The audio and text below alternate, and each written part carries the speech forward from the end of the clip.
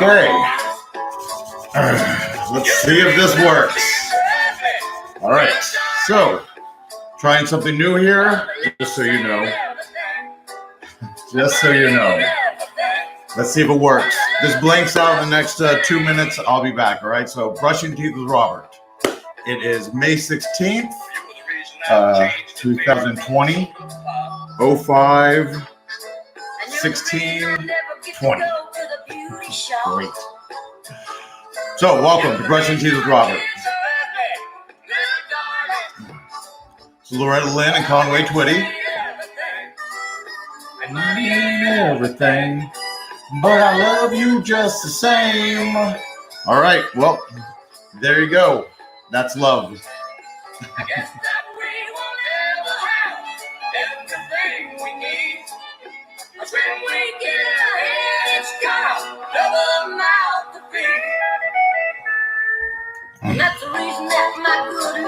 This song is amazing. It's an amazing song, by the way. Best country song ever, just so you know. So, welcome to Brushing Teeth with Robert. We made it through another week. We did. This is the live podcast on Saturday night, coming to you from Oak Cliff, Texas, which is the South Dallas. So welcome. We made it. We made it through another week. Good for us, good for you, good for me. That's the way I look at it. By the way, I want to go ahead and fully admit this. Second glass of wine. I know I can slur as these podcasts go on sometimes. And I'll do more. I think I have a few subscribers. There's only like 20 people to watch, but I'm all right with it. I want to start off by saying this. I just hurt my knee. I literally just hurt my knee walking up one step. Like, that's how old I'm getting. I was literally just walking up one step, and now my knee hurts. So that's my one big complaint. I'm going to get it out of the way very early because I know the last podcast was very ranty. It was very ranty. It was very angry, and I'm going to do my best to turn this ship around. And hopefully, if you're watching this ship, please subscribe or, I don't know, stick around for a few minutes. At least let me entertain you. Hopefully, this is going to be a learning podcast, so I'm pretty excited about it. I was going in one direction, and then I totally veered in another direction. I'm going to go ahead and admit what that direction was to begin with. Tonight, I was going to do a funeral show. So I was going to put on record, because I have it written down somewhere. By the way, cheers. Welcome to Saturday. Because I have it written down somewhere, but I can't remember where it is. So with my luck, for my funeral, somebody will find it literally like a year after my funeral, and it'll make no sense and it won't matter anymore. And you know, even though I'm dead and I won't be here, it'd be nice to know that at least, you know, after I die, there was one more thing that went my way. That's the way. Yeah, that was my focus, is one more thing after death that goes only my way. All right. But it's not going to be. We're not going to go that direction. We're going to go another direction. And you should thank me. You really should, because that was going to get odd. It really was. I was completely unprepared for it, and it would have went in an odd direction, and none of us want that. So here I am broadcasting on Saturday Night Live here in South Dallas, and it's been raining all day. It's been raining since like 7 o'clock yesterday, and I can't say I hate it. Even though this has been a very, very, very rainy season, and I should be sick of it, I'm really enjoying it, especially on Saturday. It's great on Saturday. It's like the best day for it to rain. You know that? Even though you can't do anything outside, for some reason, it's the best day for it to rain. Even though in my profession, I should want it to rain on weekdays. But no, Saturdays is the best day. So it's been real nice. I've really been relaxing and messing with stupid video editing software, which is horrible, and I don't recommend it. And I'll probably never edit one of these, by the way. I'm just so you know. The quality of these will probably not get much better. Landscape may change, but I can't produce anything. I just don't have the mind for it. Kudos to those people who do. I don't. know how they do it. It's very non-linear thinking. You know, you have to plan ahead and backwards for it at the same time. I just can't do it. It's not my thing. So yes. Okay. So went off in a weird direction there, but listen, here is the deal. We're going to start off with a subject that is very near and dear to my heart. And I think people who watch this will already know what I'm talking about, but I'm hoping there are some of y'all out there that do not know what I'm talking about. It kind of came to a head today. There was an event that happened today that I think everybody should know that was very important in television.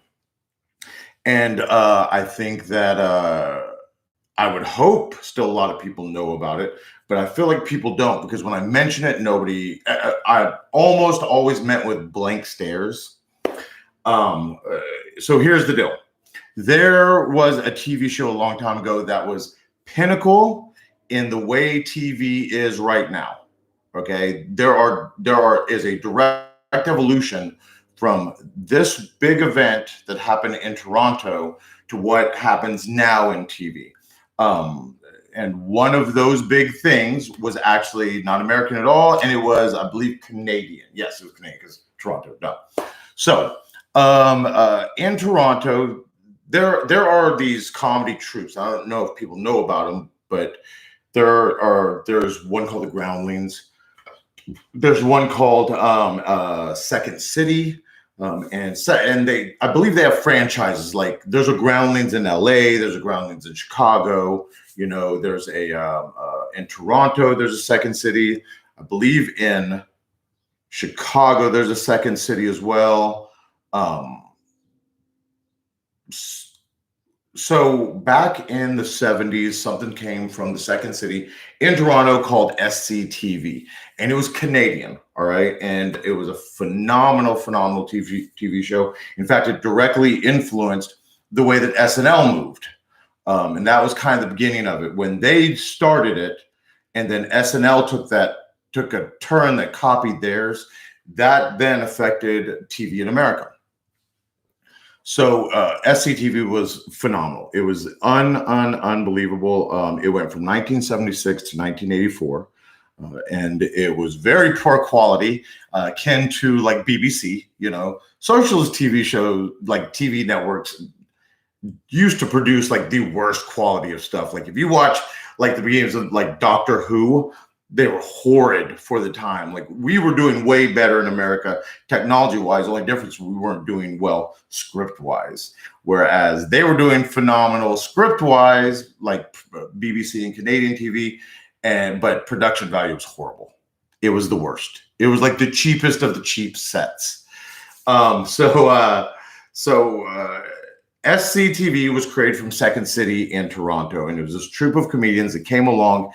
And you're going to know every single one that I mentioned. All right. So we're going to kind of go down the cast and what they've done and what they should mean to all of us. All right. So, for instance, Eugene Levy was a cast member. For those of y'all who don't know Eugene Levy, he was the bad guy in Splash. I'm bringing up an obscure one there. I just saw that the other day, and I'm bringing up an obscure one. So, and he's currently in a TV show, well, it just ended, called Schitt's Creek, which is phenomenal. Unbelievable. Him, his son, and Catherine O'Hara. So those are going to be your two biggest stars, I think two of your biggest stars from SCTV. They were kind of the starring role. They had been friends since college. At one point they dated. I know Catherine O'Hara, once Eugene Levy had Dan, she used to babysit Dan. Like it's like a very family oriented. These two people are pretty much symbiotic beings in the comedy world, and they work together all the time, like constantly, and it's phenomenal. But if you don't know who Catherine O'Hara was, she was in Beetlejuice, and she is also in Schitt's Creek, which I will highly recommend. If nobody has seen Schitt's Creek, you must go watch it. It's so funny. It's basically about a rich family that gets everything taken away from them. So the only thing they're left with is a town that the father bought the son as a joke. And so they moved to the town that they own. It's so great. It's really, really good. You really should watch it. But just those two people alone, Just those two people alone, that's already phenomenal comedy. And the thing about SCTV is it just goes from there. John Candy was on SCTV. And he, of course, as we know, he was in Stripes. I'm also going to mention two movies that if you don't cry at, you are a robot. If I ever watch them with you and you don't cry, I will probably murder you because I will probably think you're a cyborg. I'm just letting you know that right now. Uncle Buck. If you've never seen Uncle Buck, if you've never seen the John Candy film Uncle Buck, you should. It's a masterpiece of a movie done. It is. It's one of the very first shitty uncle or shitty long lost cousin that helps the family and gains a heart. It's so good. It's so good. Also, if you do not cry at the end of Planes, Trains, and Automobile, I guarantee I will murder you. Like, I'll murder you. It'll happen because I will think that you are a robot.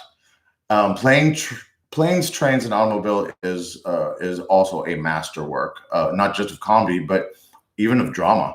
It's so well done, and it's just, of course, you're going to have Steve Martin, who's going to make it phenomenal, but John Candy, the way he could turn a character on its heels was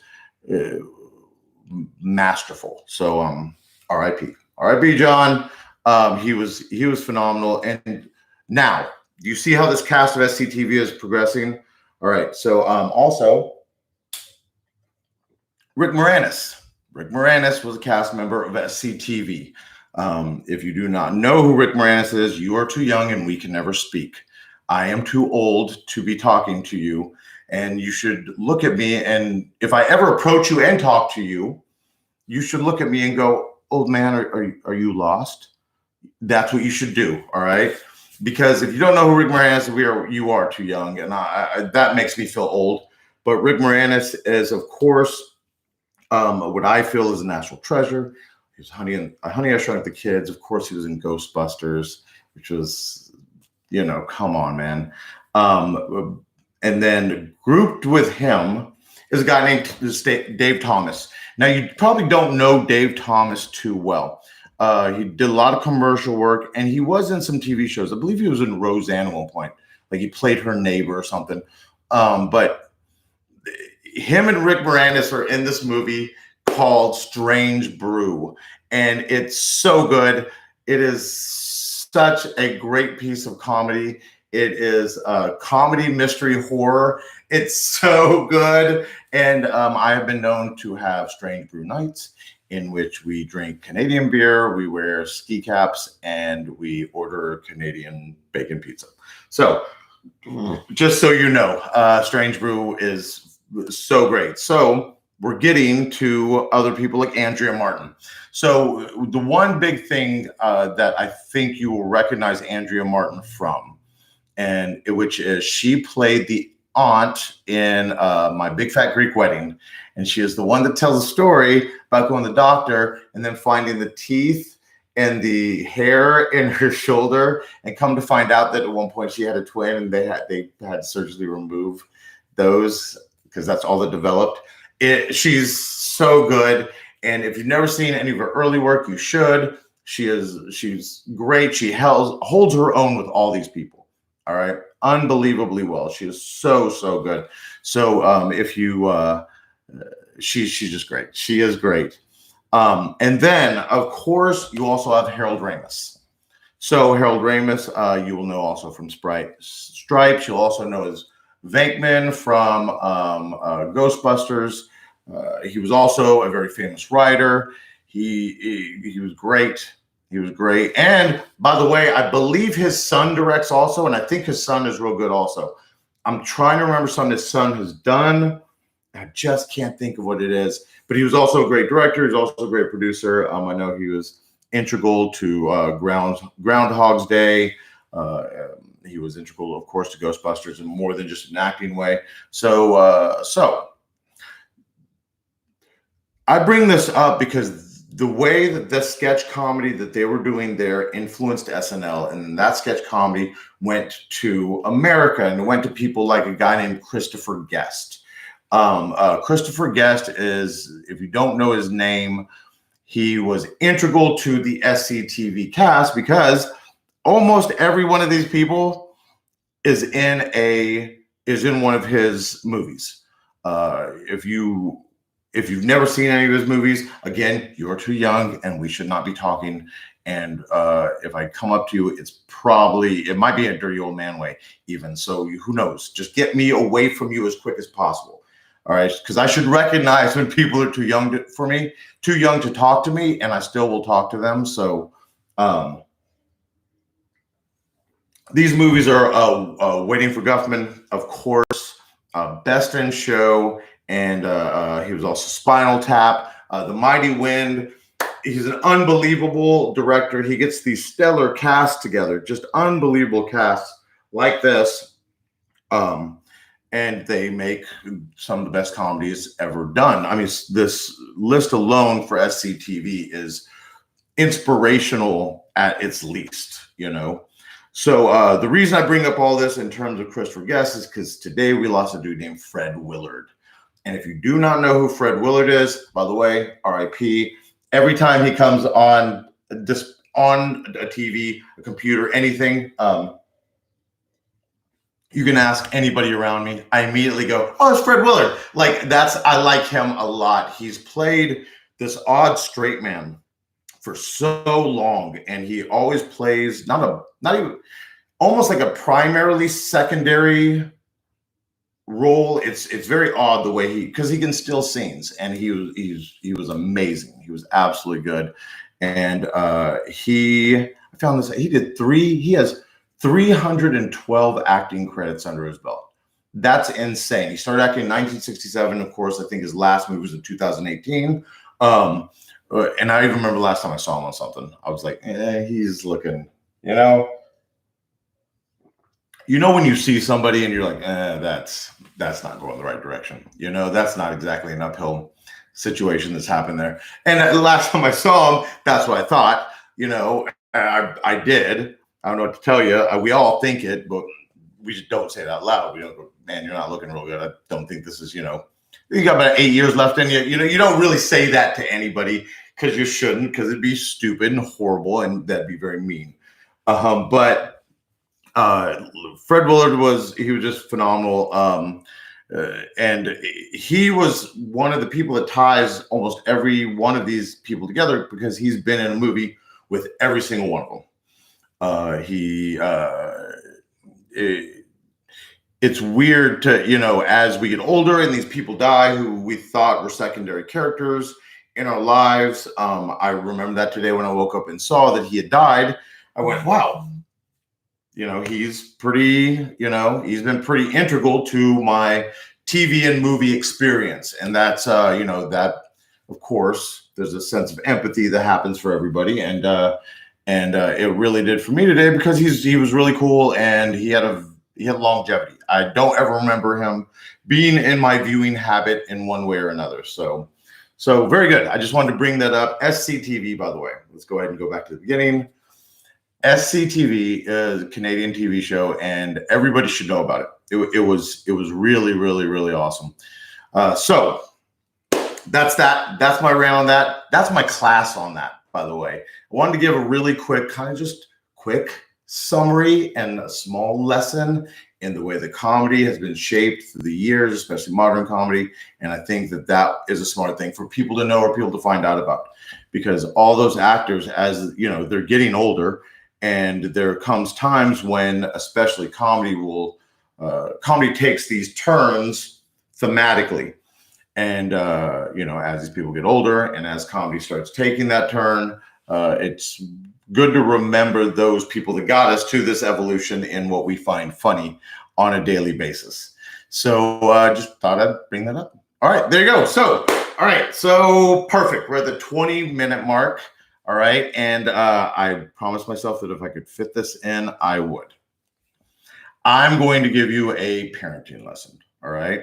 And as you know, I like to give my parenting tips, and this is parenting tip. Let's call it like parenting tip 1,250, but I think this is a very valuable,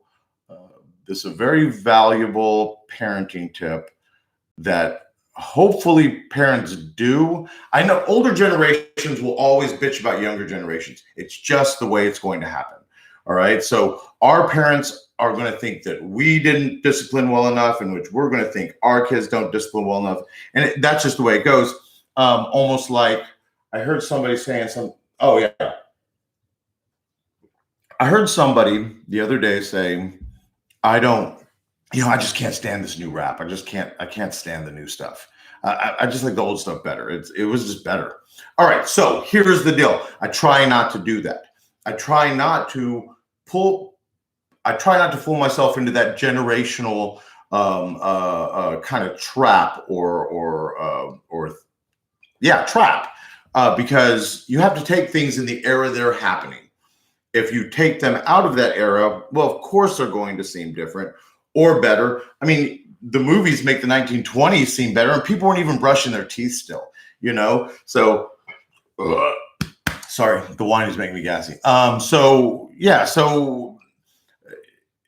we're fooled into thinking that things at one point were better, when actually they were just different. They're just different. I mean, even Deadwood makes being a cowboy seem cool, and it totally was the worst fucking thing. Your life expectancy was like 42 or something like that. So, wow, my mom just sent me a LinkedIn connection. That's weird. So anything can seem awesome in hindsight, but if you take them in the era they're meant, maybe they're not as bad to you. If you look around at what's happening with media and stuff like that, maybe when something new comes out that is different, you don't immediately view it in that way. All right. So that being said, I hope that this is a generational thing that will continue to happen, but people bitch about it older people bitch about it not happening all the time. All right. So I don't know a lot of young parents, so I don't know what to say. All I have to do is say this is something you should be doing. All right. Which is be ruthlessly direct in your action. Okay. Be unbelievably direct in your action. All right. And I want to relay it as a story. All right. And this is the story. Some of y'all know it. So don't stop me if you heard it before. All right. So my parents have chickens, and at one point something was killing the chickens, and they couldn't figure out what it was. It was killing the chickens one by one by one. Well, during this massacre, it could be anything out there, coyotes, things like that, right? But during this massacre, at one point, my mom had got my dad a black rooster. It meant a lot to him because when he was younger, he had one. It'd like follow him to school and stuff like that. Like he was like country, like he was country. He's so country. His nickname used to be Cornbread. All right, just so you know that. All right, that's how country my dad was or is. So someone's killing the chickens. They have this black rooster. My mom's out there looking, and something has killed the black rooster, and she goes apeshit. And she's like, I'm going to figure out what the fuck is killing this fucking rooster. My parents also have like 7 dogs, 6, 5, somewhere in there. Too many dogs. They have a lot of dogs. All right. They have a lot of dogs. In this, they have, they have a Great Pyrenees. They have a chocolate lab. They have a golden retriever. No. They have 2 Great Danes. They have 2 Pekingese, I think is what they're called. That's what they have. It's nuts. It's absolutely nuts. Well, my mom looks over. One of the Great Danes has a black feather hanging out of his mouth. And my mom goes insane. And she, you know what? No, she didn't. She did not go insane. You know where she went? She went into mom mode. She went into parent mode. And this is what she did. She took that dead chicken carcass, and she took a roll of duct tape. And she went up to that Great Dane and she put that chicken to the side of the Great Dane's body and then duct taped it around the Great Dane.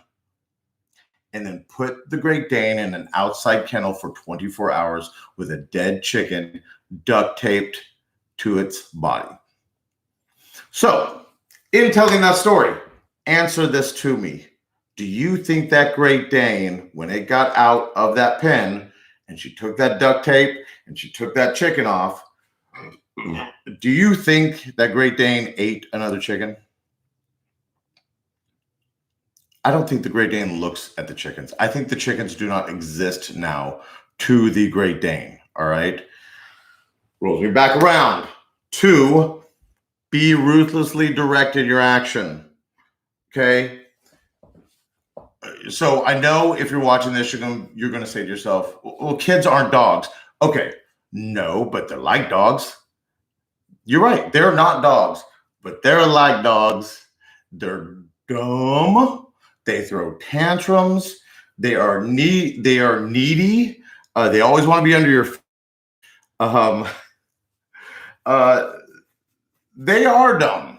Kids are dumb, and we have to make peace with knowing that in ourselves that kids are dumb. They are dumb. Sorry, they're dumb. They don't understand nuance. I think a lot of this. There was a Will Ferrell skit, and it was called "Disciplining Your Dog Through Sarcasm." The funny thing is, dogs don't understand sarcasm. So the entire time he's doing it, you know these dogs don't understand sarcasm. Neither do kids. There's no nuance. They don't know liberal talk. They don't,